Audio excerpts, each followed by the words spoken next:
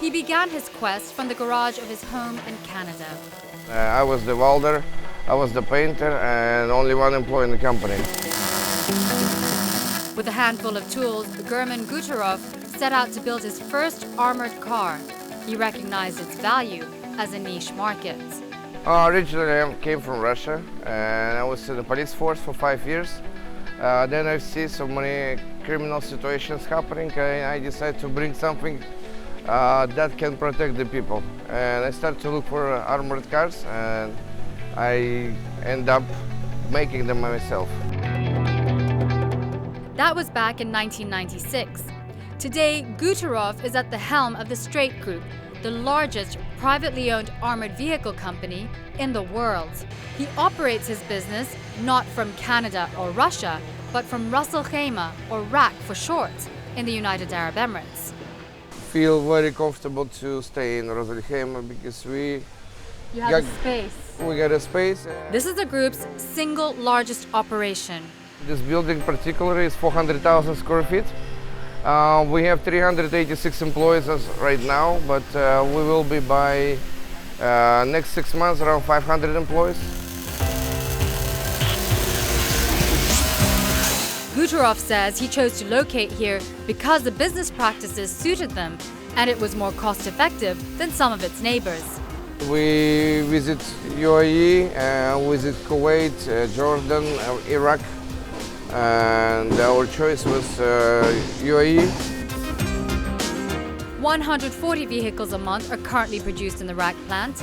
Every part of the process is done in-house. So when a commercial car is first brought in, it's stripped of all of its interiors, the upholstery, the wiring, brought right down to the very bare bones. It takes 4 to 10 days to armor the car from the ground up.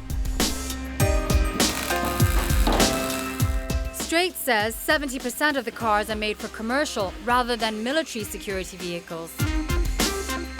The bulk of the business is armoring commercial vehicles, and the trick is to keep it low profile. This bus, for instance, looks ordinary from the outside. On the inside, it's reinforced by steel. This bus is being shipped to Iraq to a client who wants to transport his employees from the accommodation to the job site safely. Vehicles assembled here are exported all over the world. But Goutorov says with the volatility in the region, the Middle East is still the largest market. I would say probably 30% is the Middle East, and the rest of the world is around 70%. Different political situation, different country. We'll see some progress is going on in Africa and also near Asia, South Asia.